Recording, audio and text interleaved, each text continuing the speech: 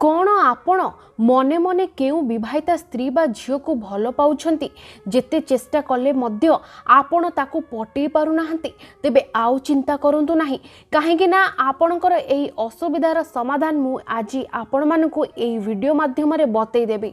मु आजी आपण मानकु एमिति गोटे चमत्कारी वशीकरण उपाय बतेबी जहाकू प्रयोग करी आपण निज पसंदर सही स्त्री बा झील को निजर निकटतर करि परिबे ताकू एमिति आकर्षित करिवे जे से आपण को छड़ा अन्य काहाको भल पाइब नाही।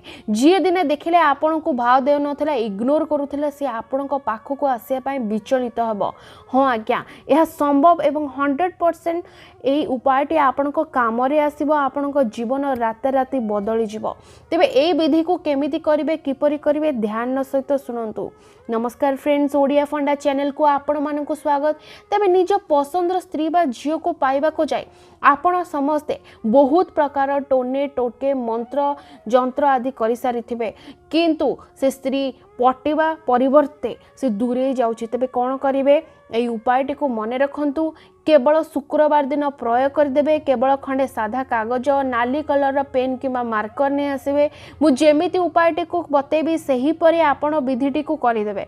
सर्वप्रथमे आपण कोन करिवे सही स्त्री बा झियोर नाटी को लिखिदेबे जहाको आपण वशीभूत करिया को चाहुचंती। देखंतु एठारे मु लिखिदेली से स्त्रीर ना मनकर ता ना होची सीमा। एही परि ता नाटी को लिखिला परे आपण तळे लिखिबे बसंग तापर लिखिबे आपण निजर नाम मनकर आपण को ना होची जीतू।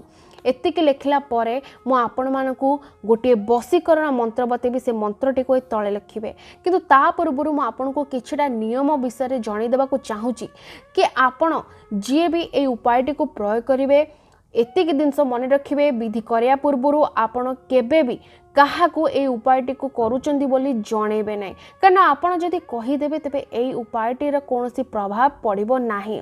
विधिटी आपण को जमारु भी सक्सेस दबो नाही।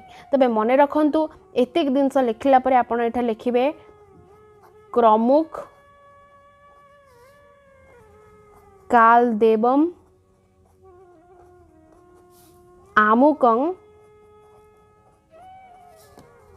भेद भेद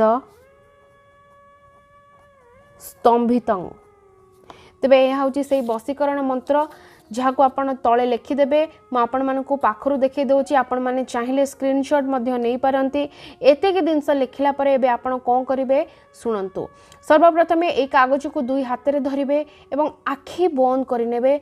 आपण को मने मने 2 रु 3 मिनिट पूरा ध्यान पूर्वक सही स्त्री बा झियो कथा मने मने भाबिबार अछि जहाँ को आपण निज आड़ को आकर्षित करिया को चाहूचंती निजर गर्लफ्रेंड बनाया को चाहूचंती ता विषय आपण 2 रु 3 मिनिट पूरा ध्यान पूर्वक भाबिबे कोन पई आपण ताको वशीभूत करिया को चाहूचंती। जदि आपणक मनरे कोनोसी इच्छा अछि जदि किछि कामना अछि जदि आपण निज मनरे भाबुचंती मु एई कामटी ताठारु हासिल करिया को चाहूची तेबे सेई कामटी को निज मनरे भाबिबे।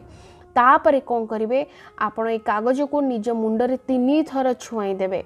3 थर छुआई सारला परे ए मंत्रटी को पढ़िबे। आखि खोलिबे कि मंत्र को पढ़िबे क्रमुक काल देवम आमुकं भेद भेद स्तंभितं। एठारे आमुकं जगह आपण सही स्त्री बा झियोर नाटी को उच्चारण करिवे।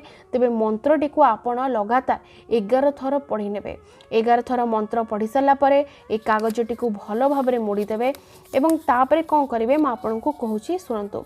ए कागजटी को मोड़ी सारला परे आकु कोन करिवे कोनसी लाल सूतारे बांधी देबे नचे जदि आपण को लाल सालू कना भी थाए किंतु नुआ सालू कना रे आपण आकु भलो से गुडै देबे एवं एहा को ने कि कोन करिवे निज घर बाहर को जिवे। घर बाहर को गला परे कोन से को सुनसान जगह देखिबे सेठरे अल्प टिके माटी खोली कागजटी को पोती देबे एवं पोतीबा समय रे आपण सही स्त्री बा झियोर ना जहाँ नाटी को एक कागज लिखचंती ता नाटी को लगातार उच्चारण करि चलिबे एवं तापरे आपण निज घर को फेरी आसीबे। फेरीबा समय ना बाटरे पछु को बुली चाहिए ना का सहित कौन से कथबार्ता करेंगे। घर को आसला परे आपन को गोटे छोटिया काम करिवार अछि ता होची जे मंत्रटी आपन लिखतिले ताकू केवल घरे पहुँच के 3 थर उच्चारण करेंगे एवं आउ किछि करिया दरकार नै निज काम जहाँ भी आपन से काम करेंगे।